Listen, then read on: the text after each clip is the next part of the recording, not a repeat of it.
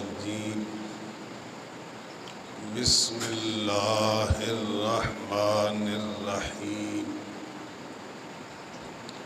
يا أيها الذين آمنوا كتب عليكم الصيام كما كتب على الذين من قبلكم لعلكم تتقون صدق الله العظيم وبلغنا رسوله النبي الكريم ونحن على ذلك من الشاهدين والشاكرين والحمد لله رب العالمين. درود پاک. الصلاۃ والسلام علیک یا سیدی یا رسول اللہ وعلی آلک و اصحابک یا سیدی یا شفیع المذنبین. پچھلے جمعۃ المبارک میں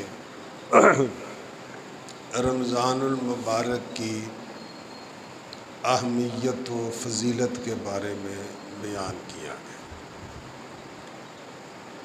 کہ حضور علیہ السلام نے فرمایا کہ اگر میری امت کو معلوم ہو جائے کہ رمضان کیا چیز ہے تو وہ خواہش کرے کہ کاش کہ پورا سال رمضان ہی ہو.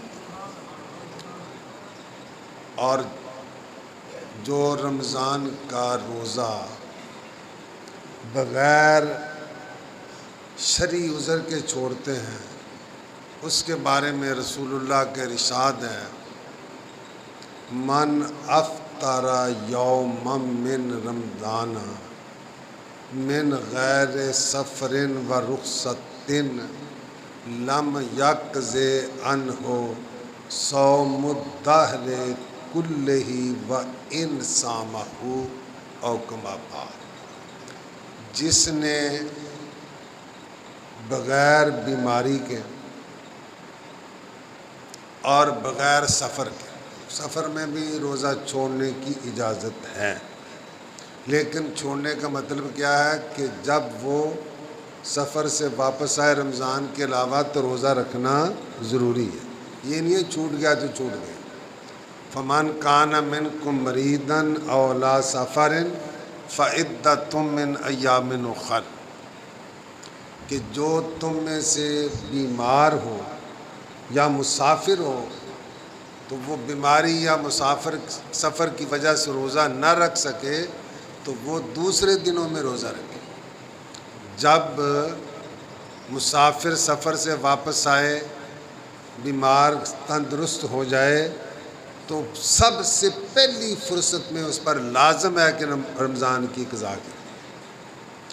اور بعض لوگ معمولی بیماری پر روزہ چھوڑ دیتے ہیں، حالانکہ روزہ ہر بیماری میں روزہ نقصان دہ بھی نہیں ہوتا.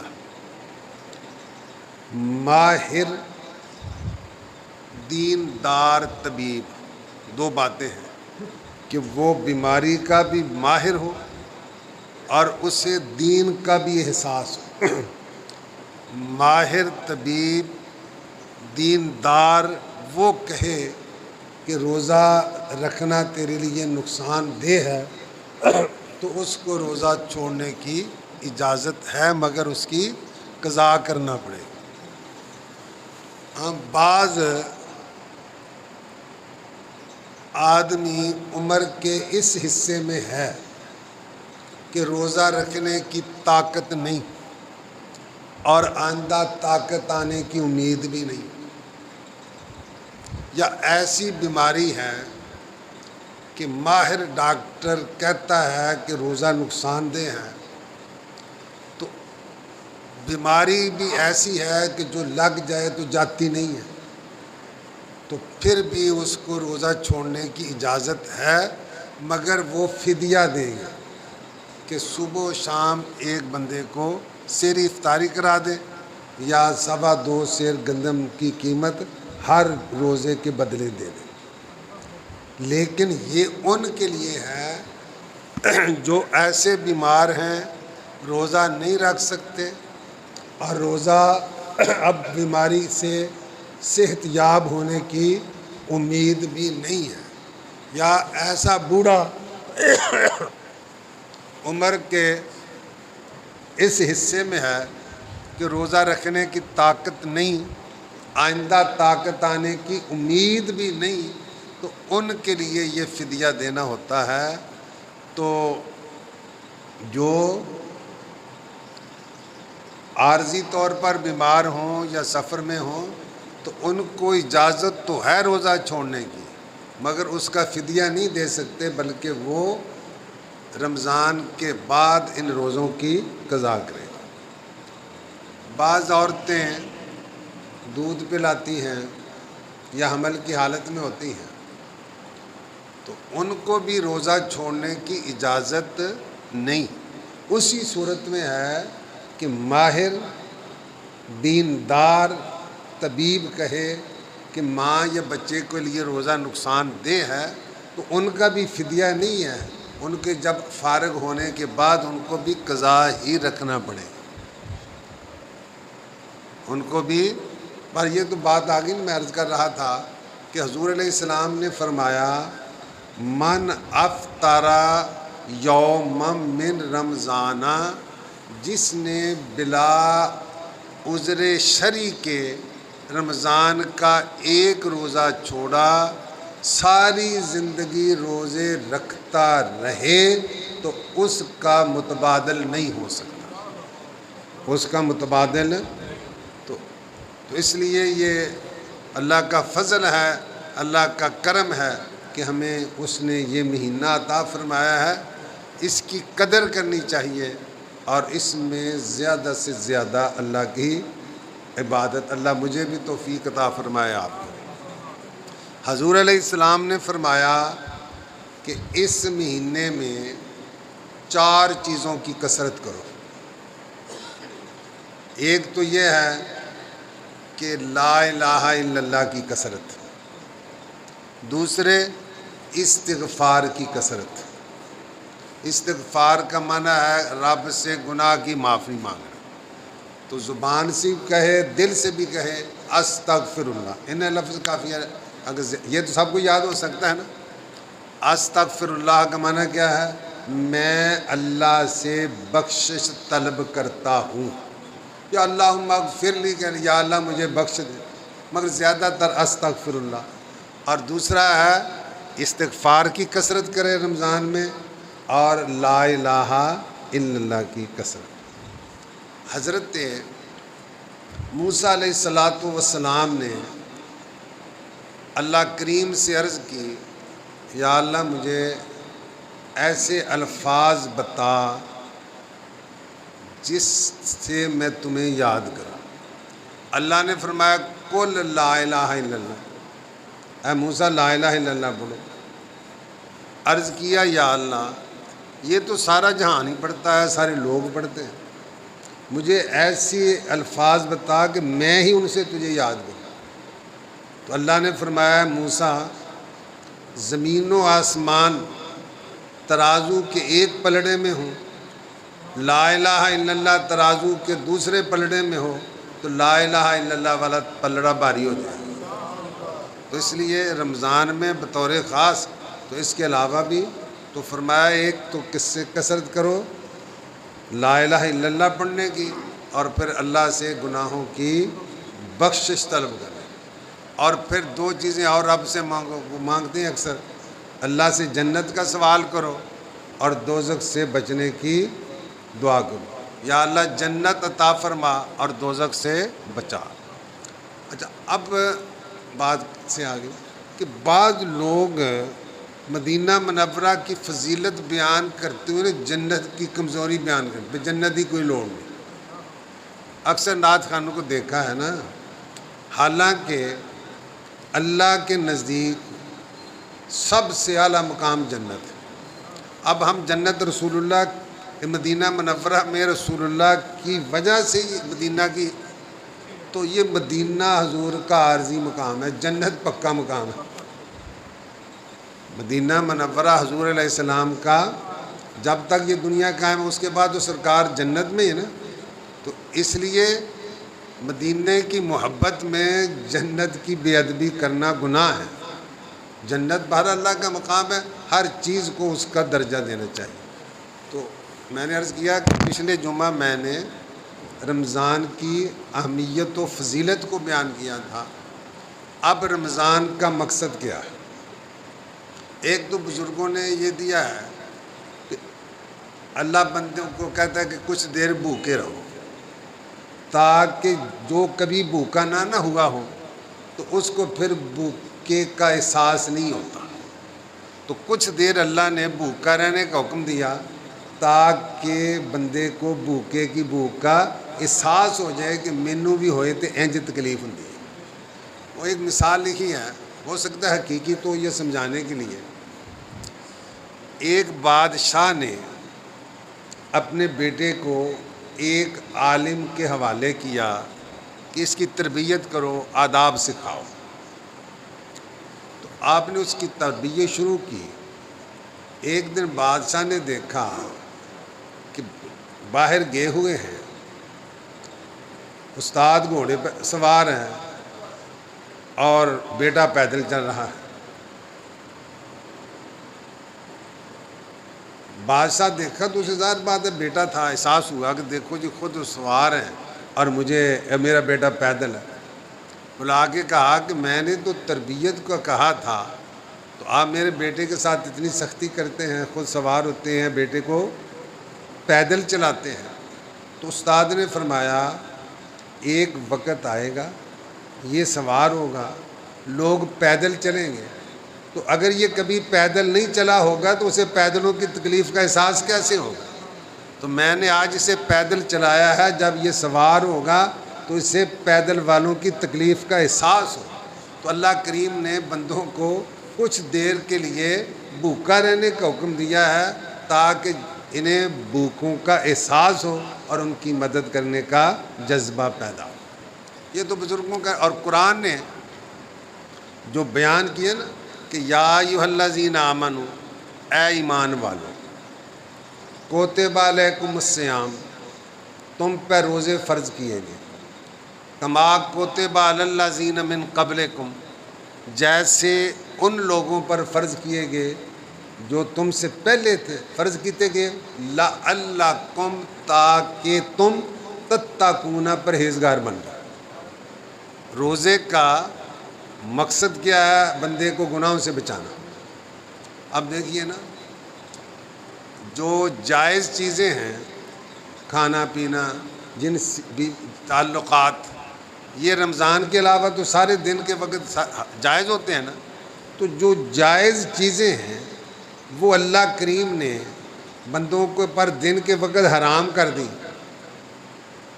تاکہ جب یہ جائز کو چھوڑیں گے تو ناجائز کو چھوڑنے کا ان میں جذبہ پیدا ہو یا مشق پیدا ہو۔ تو روزے کا مقصد کیا ہے؟ تقوی اور پرہیزگاری۔ ایک بندہ روزے کی حالت میں کھانا پینا چھوڑ دیتا ہے، جنسی تعلقات سے باز آ جاتا ہے، مگر کم تولتا ہے، جھوٹ بولتا ہے، گناہوں سے باز نہیں آتا ہے، تو اس نے روزے کا مقصد پورا کیا۔ حضور صلی اللہ علیہ وسلم نے فرمایا من لم یدع قول الزور والعمل بہ فلیس للہ حاجۃ فی ان یدع طعامہ وشرابہ او کما قال۔ قابل توجہ، فرمایا جس نے جھوٹ بولنا نہیں چھوڑا، والعمل بہ، اور جھوٹ پر عمل کرنا نہیں چھوڑا، تو اللہ کو اس کی کوئی پرواہ نہیں ہے کہ وہ کھانا پینا چھوڑ دے۔ کہ جائز کام چھڑ دیتے تو نجائز روزے کی حالت میں بھی نجائز، روزے کے علاوہ بھی نجائز، تو وہ کرتا رہے، تو روزے کا مقصد تو پورا نہیں ہوا۔ لعلکم تتقون، بلکہ بزرگ فرماتے ہیں روزے کے 3 درجے ہیں: عام کا روزہ، خاص کا روزہ اور خاص الخاص کا روزہ۔ عام کا روزہ تو یہی ہے کہ مفطرات ثلاثہ، کھانے پینے جماع سے دن کے وقت باز رہنا، اور خاص کا روزہ کیا ہے؟ کان کا بھی روزہ ہو، آنکھ کا بھی روزہ ہو، ہاتھ کا بھی روزہ ہو، پاؤں کا بھی روزہ ہو، یعنی ان اعضاء کو، جسم کے حصوں کو ہر اس چیز سے بچانا جس سے اللہ اور اس کے رسول نے منع کیا۔ اور خاص کا روزہ کیا ہے؟ کہ دل سے اللہ کے علاوہ ہر چیز کو نکال دینا، یہ خواص الخاص کا۔ تو چلو تھوڑا بہت خاص تک ٹائم کرنے کی کوشش کرنی چاہیے۔ تو دیکھنا حضور علیہ السلام نے فرمایا کلو عمل ابن آدم یضاعف الحسنات بعشر امثالها الی 700 ضعف۔ انسان کی نیکی، ہر نیکی 10 سے لے کر 7 تک جاتی ہے۔ ایک نیکی کرے تو کم از کم کتنا ملتا ہے؟ 10۔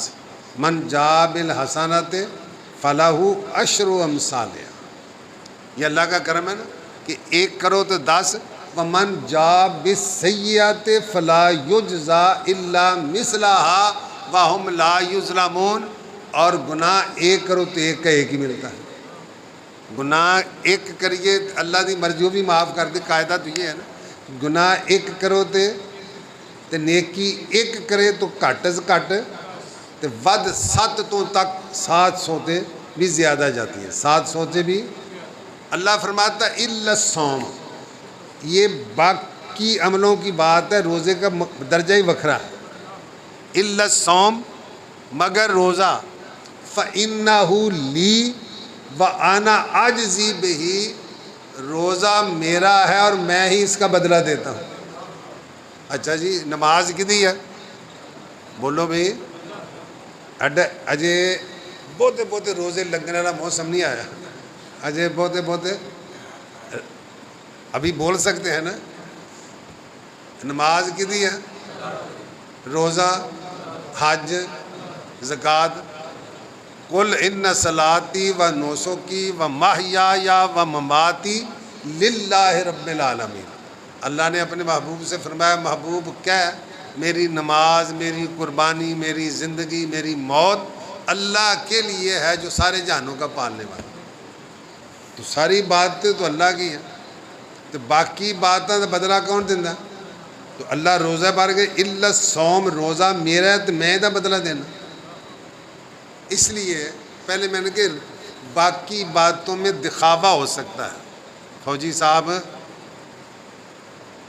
باقی عبادتوں میں دکھاوا، روزے سے دکھاوا نہیں ہو سکتا۔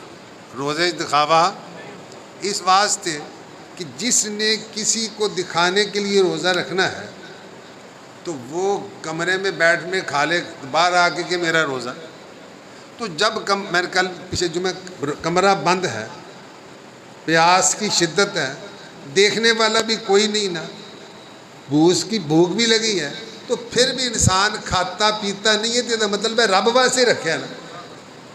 تو اس لیے روزے میں ریا نہیں ہو سکتی، روزے میں دکھاوا، اس لیے اللہ نے فرمایا میرا ہے، وَأَنَا أَجْزِي بِهِ، اور میں اس کا بدلہ دیتا ہوں۔ یعنی باقی عبادتاں دا بدلہ اللہ فرشتے میں کہتے تسی دے دیو، تو اللہ روزے کے بارے میں کہتے اس کا بدلہ میں خود دیتا ہوں۔ اور ایک روایت لفظ ہے قابل توجہ مبشر صاحب، انا اجزا بہ، عاجزی میں بدلہ دیتا ہوں، وانا اجزا بہ، باقی عبادت کرنے والوں کو ثواب ملتا ہے، روزہ رکھنے والوں کو میں ملتا ہوں۔ وانا اجزا بہ، میں خود بدلہ بن جاتا ہوں، یہ رب کی رضا۔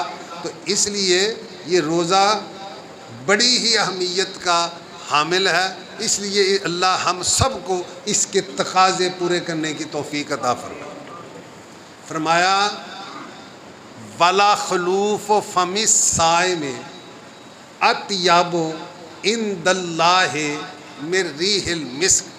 ہم تو ویسے اتنا رہنے نہیں دیتے،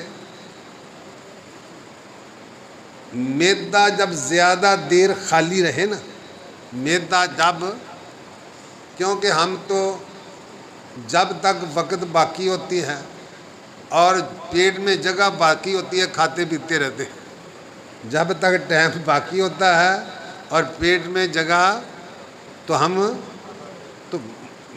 ہم زیادہ میدا خالی ہونے نہیں دیتے. تو زیادہ میدا خالی ہونے سے منہ میں ایک بو پیدا ہوتی ہے، اس کو عربی میں خلوف کہتے ہیں. تو فرمایا کہ روزے دار کے منہ سے جو مہک سی نکلتی ہے اللہ کے نزدیک کستوری سے بھی اعلیٰ ہے. اطیب عند اللہ من ریح المسک، کستوری سے بھی. اور فرمایا وَلِلصَّائِمِ فَرْحَتَانِ، روزے دار کو دو خوشیاں حاصل ہوتی ہیں.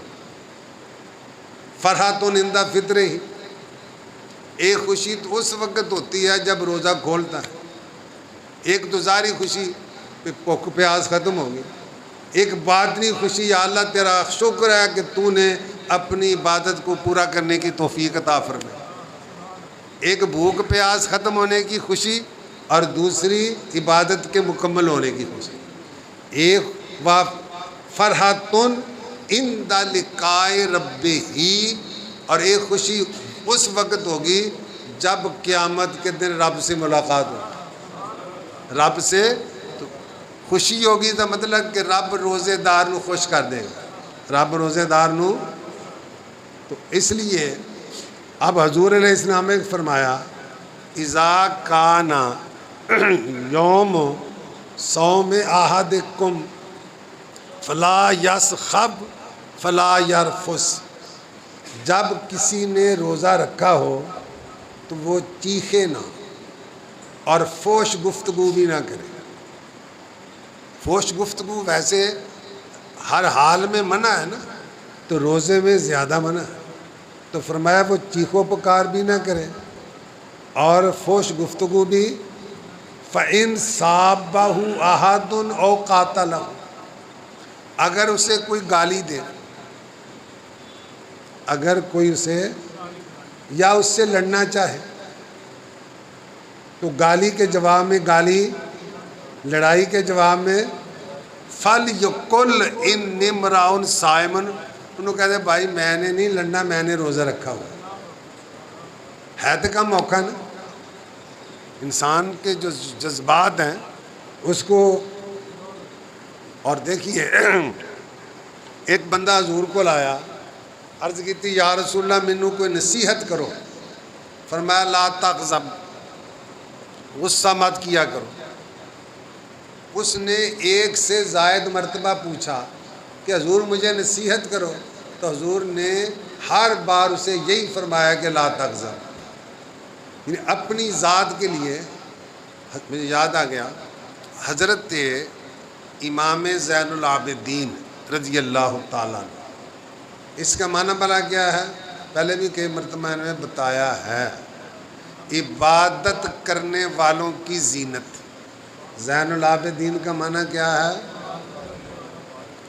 نام آپ کا علی تھا، نام آپ کیا تھا؟ تو آپ کو ایک آدمی نے برا بھلا کہنا شروع کر دیا. وہ بول رہا ہے، آپ چپ ہیں. جب وہ تھک کے چپ کر گیا نا، آپ نے فرمایا قابل توجہ، جو کچھ تو نے کہا ہے اگر میں واقعتاً ایسا ہوں تو اللہ مجھے معاف کرے، اور اگر میں ایسا نہیں ہوں تو اللہ تجھے معاف کرے. اگر میں ایسا ہوں تو اللہ، اور وہ قدموں میں گر جاتا ہے، وہ معافی مانگتا ہے. تو وَمَا يُلَقَّاهَا إِلَّا الَّذِينَ صَبَرُوا، یہ صبر والوں کو توفیق ہوتی ہے. وَمَا يُلَقَّاهَا إِلَّا ذُو حَظٍّ عَظِيمٍ، جن کا رب کی بارگاہ میں بہت بڑا حصہ ہوتا ہے یہ ان کو ہوتی ہے. تو فرمایا کہ گالی کوئی دے تو گالی کا جواب گالی سے، اور لڑائی کا جواب لڑائی سے. اس کو کہہ دو بھئی میں روزے دار ہوں. تو یہ ہے لعلکم تتقون، روزے کا مقصد کیا ہے کہ تم متقی بن جاؤ، پرہیزگار بن جاؤ۔ ایک حکایت یاد آ گئی، ہارون شیخ سعدی نے گلستہ میں لکھی ہے، ہارون رشید بادشاہ تھا نا، اس زمانے میں وہ آمر ہوتے تھے، جو چاہتے کرتے تھے، کوئی پوچھنے والا۔ ہارون رشید کے بیٹے کو سپاہی کے بیٹے نے ماں کی گالی دی۔ ہارون رشید نے ارکان سلطنت درباریوں صاحبوں سے پوچھا کہ اس کو کیا سزا دینی چاہیے۔ ہر کوئی بادشاہ کو خوش کرنے کے لیے سخت سزا بتاتا ہے، کوئی کہتا ہے اس کی زبان کاٹ دو تاکہ آئندہ کسی کو جرت نہ ہو، کوئی کہتا ہے اسے ملک بدر کر دو، نکال دو، کسی نے کچھ کہا، کسی نے کچھ، مگر ہارون نے کہا بیٹے اگر یہ تیرا مجرم ہے تو بھی تو کسی کا مجرم ہے نا، تو اپنے مجرم کو معاف کر دے، جو جس کا تو مجرم ہے وہ تجھے معاف کر دے۔ وَأَلَا تُحِبُّونَ أَن يَغْفِرَ اللَّهُ لَكُمْ، کیا تم نہیں چاہتے کہ اللہ تمہیں بخشے؟ تو جب تم چاہتے ہو کہ اللہ تمہیں بخشے تو تم بھی اپنے مجرم کو معاف کر دو۔ اس کا تھوڑا سا پس منظر ہے کہ لمبی شارٹ کٹ، ایک صحابی سے حضرت مصطح، غریب بھی تھے، حضرت صدیق اکبر کے قریبی رشتہ دار بھی تھے۔ جب منافقوں نے حضرت عائشہ صدیقہ پر تہمت لگائی، یہ بھی شامل ہو گئے۔ تو ظاہر بات ہے جس کی بندہ خدمت بھی کرتا ہو، رشتہ دار بھی ہو، تو ایسا معاملہ تو آپ نے قسم کھا لی کہ اللہ کی قسم میں آئندہ اس کی خدمت نہیں کروں۔ اللہ نے قرآن میں فرمایا وَلَا يَأْتَلِ أُولُو الْفَضْلِ مِنْكُمْ وَالسَّعَةِ أَن يُؤْتُوا أُولِي الْقُرْبَى وَالْمَسَاكِينَ وَالْمُهَاجِرِينَ فِي سَبِيلِ اللَّهِ، جن کو اللہ نے مال دیا ہے وہ قسم نہ کھائیں کہ میں غریبوں کو نہیں دوں گا۔ أَلَا تُحِبُّونَ أَن يَغْفِرَ اللَّهُ لَكُمْ، کیا تم نہیں چاہتے کہ اللہ تمہیں معاف کرے؟ صدیق اکبر نے کہا میں تو چاہتا ہوں کہ اللہ مجھے معاف کرے، فوراً اس کا وظیفہ بحال کر دیا۔ تو اس لیے فرمایا کہ اگر کوئی روزے دار سے لڑائی کرے یا اس کو گالم گلوچ کرے تو گالی کا جواب گالی سے نہ دے، بلکہ کہے کہ بھئی میں نے روزہ رکھا ہوا۔ حضور علیہ السلام نے فرمایا کم من قائمن لیس من قیامہ الا السحر وکم من صائمن لیس من صیامہ الا الجوع او کما قال، بہت سے راتوں کو جاگنے والے ایسے ہیں انہیں سوائے نیند خراب کرنے کے کچھ حاصل نہیں ہوتا۔ سحر سین اگر ہے ہو نا حلوے والی تو وہ صبح کا وقت یا سحری کا وقت یا اس کا معنی جادو بھی ہوتا ہے، اور اگر ہے دوسری آنکھوں والی ہو نا اس کا معنی ہوتا ہے بیداری، جاگتے رہنا۔ یعنی مطلب ہے کہ بہت سے راتوں کو جاگنے والے ایسے ہیں سوائے بیداری کے یعنی حاصل کچھ ثواب نہیں ہوتا جب نیت درست نہ ہو، اور بہت سے روزے دار ایسے ہیں جن کو سوائے بھوک کے کچھ حاصل نہیں ہوتا۔ اس کے بارے میں علماء نے ایک تو یہ لکھا ہے کہ روزے کی حالت میں گناہ کرنے سے باز نہیں آتا، جھوٹ بولنے سے باز نہیں آتا، دھوکہ دینے سے باز نہیں آتا، یا بہرحال کوئی بھی گناہوں سے بد نگاہی سے باز نہیں آتا۔ اور بعض نے یہ لکھا ہے کہ روزہ رکھا مگر جب افطار کرنے لگا تو حرام مال سے کر لیا تو نیکی برباد۔ تو میں نے پہلے بھی کئی دفعہ کہا ہے کہ رزق کے حلال بنیاد ہے، رزق کے ہر عبادت کے اثر ہونے کے لیے عبادات کا اثر تب تک نہیں ہوگا جب تک رزق حلال کا۔ میری رات کی دعائیں جو نہیں قبول ہوتی، میری رات کی دعائیں جو نہیں قبول ہوتی، میں سمجھ گیا یقیناً ابھی مجھ میں کچھ کمی ہے، میں سمجھ گیا یقیناً ابھی مجھ میں کچھ کمی ہے۔ اللہ کریم مجھے اور آپ سب کو روزہ رکھنے اور اس کے تقاضے پورے کرنے کی توفیق